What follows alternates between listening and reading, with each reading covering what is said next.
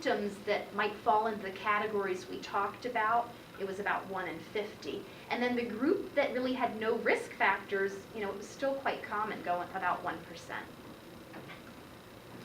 And what we learned also in this study is only 35% had diarrhea. So again, it kind of shows that that classic picture is not the common way that people present. And different racial groups were really very similar in the rates that were detected. So to recap, it's common. It's 1% of the population worldwide. It can have a variety of symptoms. It's underdiagnosed. And then what I think is very interesting and is a kind of new twist to the story is that it does appear that it's getting more common. So we thought a few years ago that we were just discovering more of the spectrum of it, that we had better tests and we were discovering people that had it. This study, and I'll go into the details because it's pretty interesting, shows it actually is getting more common. So it's not that we're better at diagnosing it, more people that are susceptible to it are getting it.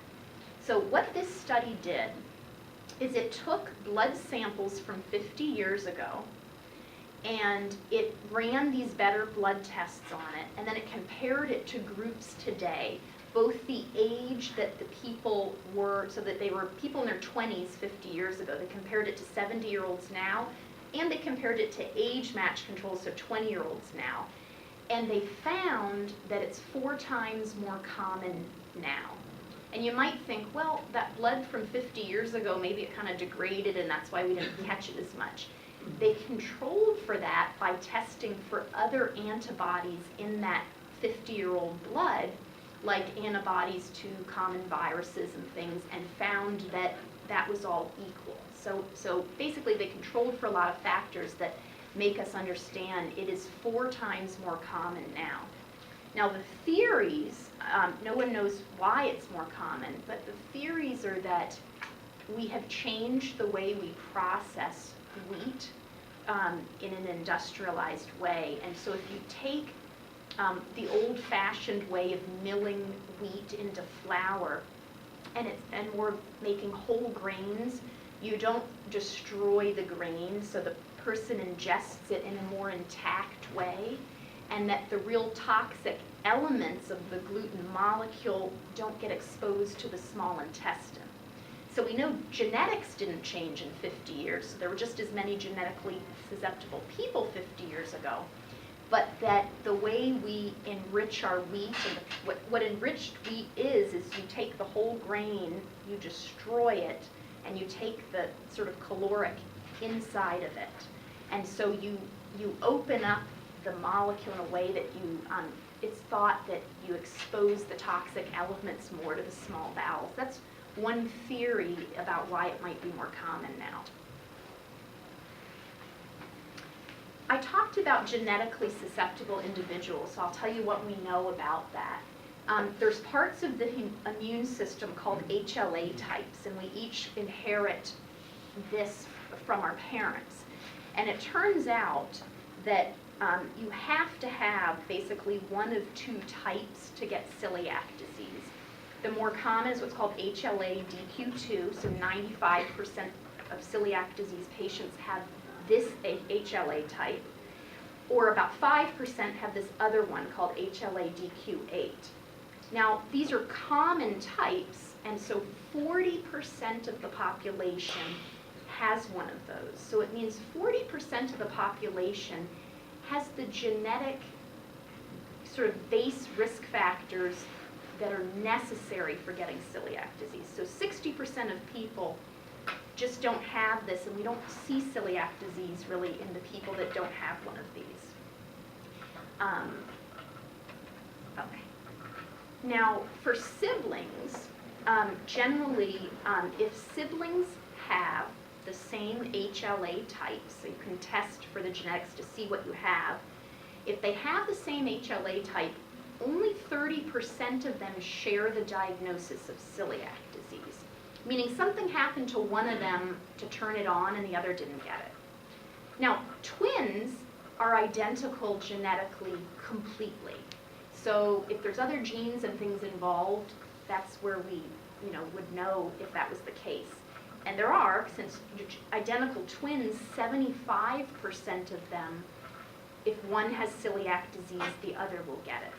So genetics are part of it. It's not 100%, so there's still something that happened to one twin that doesn't happen necessarily to the other. Just a word on a lot of research is being done into type 1 diabetes and the connection with celiac disease. It turns out that many of the genetic factors are very shared among these conditions, so much so that 6 to 8% of people with type 1 diabetes get celiac disease, again compared to 1% of the population. The celiac disease usually happens after the diagnosis of juvenile diabetes or type 1 diabetes.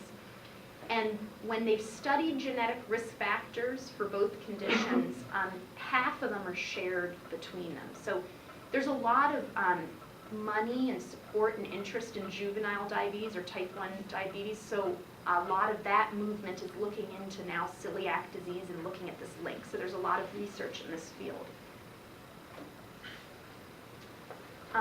Diagnosing it has some challenges. This is the way that it can be diagnosed. So that better blood test that I talked about in the 1990s, it's called the TTG, or transglutaminase antibody. So there's the blood test, there's a small bowel biopsy, and in some very rare situations, there's some genetic testing, which I'll talk about. Now, the blood testing has some limitations. One, you have to be on a gluten-containing diet for the blood test to be positive. And this can be a problem if, for example, one person in the family has celiac disease and so the whole family kind of eats a low gluten diet or maybe avoids it completely, and you want to test the family members. They're not getting enough gluten for the test to turn out positive, so that's one issue. Another issue is there's so many gluten-free products out there, lots of people are eating them and have a low gluten diet for a variety of other reasons, and so when they want to get tested to see if they have symptoms, they might not be eating enough gluten. What is enough gluten to test? It's thought that someone has to have the equivalent of 4 pieces of wheat bread a day for 6 weeks to have enough gluten for the blood test to turn positive to do the test. It's hard to test children because their antibodies and immune systems are a little different, such that the tests are often negative under the age of 5. And in very high-risk groups, simply the blood test is not perfect, meaning it will miss some cases and there will be some false positives. So if one really thinks someone has it, a negative blood test is not enough. They have to proceed to biopsy. So the blood testing is not perfect, unfortunately. It's not like a pregnancy test, which is either going to be yes or no. There's a lot of limitations to this test.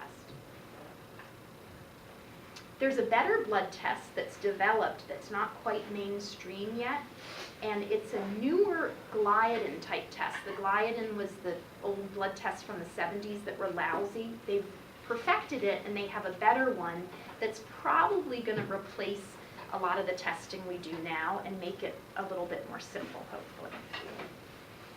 So here is the small bowel biopsy. So the standard of care right now is that if you suspect someone might have it, you do the blood test, and if the blood test is positive, they have a small bowel biopsy. So they have an endoscopy where a camera goes down and takes a little sample of the small bowel.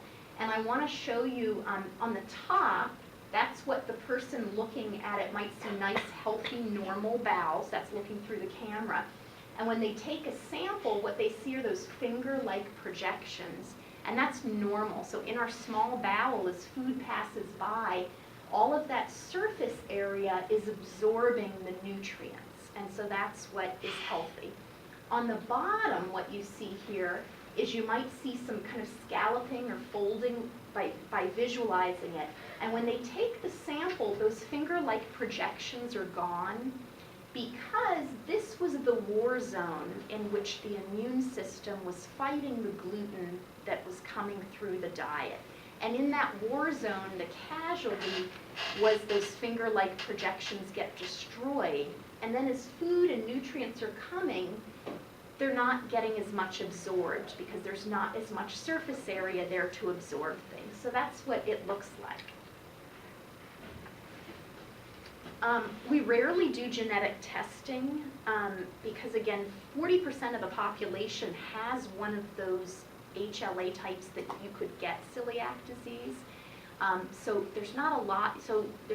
Of applications. Sometimes it comes up if a family member or person doesn't want to go on gluten to have the blood test or the biopsy. Both of those have to be on a gluten-containing diet.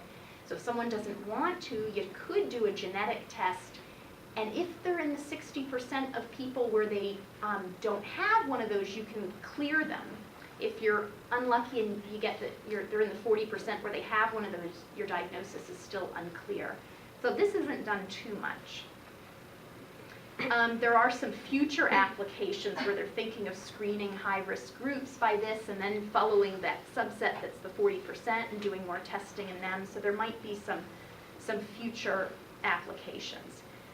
We know also that people who have 2 of the DQ2 genes, they do a little worse. They have a little bit more celiac disease. So at some point there might be some kind of, for prognosis and stuff, there might be some more applications for genetic testing.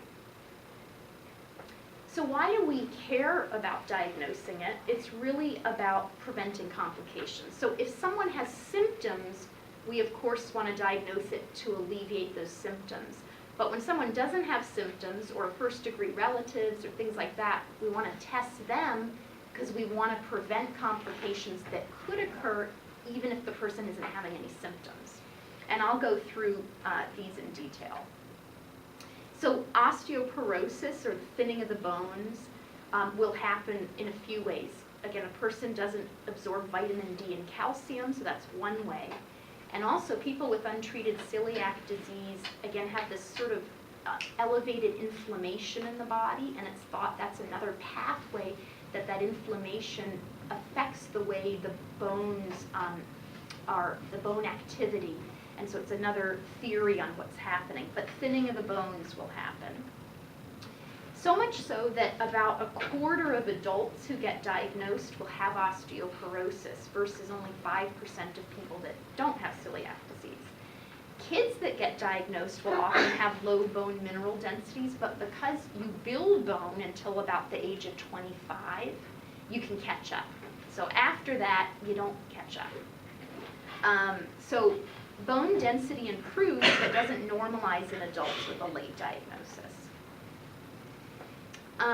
Another area that's very exciting for researchers who research other types of autoimmune diseases like lupus and rheumatoid arthritis and ulcerative colitis and all of these other illnesses are interested in the fact that if you have celiac disease, it seems to be a gateway for other autoimmune diseases. So again, that inflammation that's happening in the body and the way the immune system is responding to gluten will trigger other autoimmune diseases if it's not treated.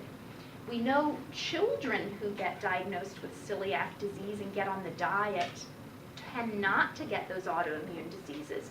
But if you can see, if you're over 20 and get diagnosed, the chance of having another autoimmune disease is 30%. So about 1/3 of those people get some other autoimmune disease. So researchers in other fields are very interested in how this kind of opens the door for wreaking havoc in the immune system, and it comes down in other ways, like attacking the joints, like lupus and rheumatoid arthritis and whatnot. Women who have celiac disease accounts for about 2 to 4% of unexplained infertility, which is a tiny amount, but why that's of interest is that if a woman wants to, do IVF and all these expensive things, if she were to get diagnosed with this, it would be reversed with doing a gluten-free diet if that was the cause of it. There's something called refractory sprue, and that's the minority of people don't get better, and the immune system continues to make the small bowel a battle zone even when the person stops gluten.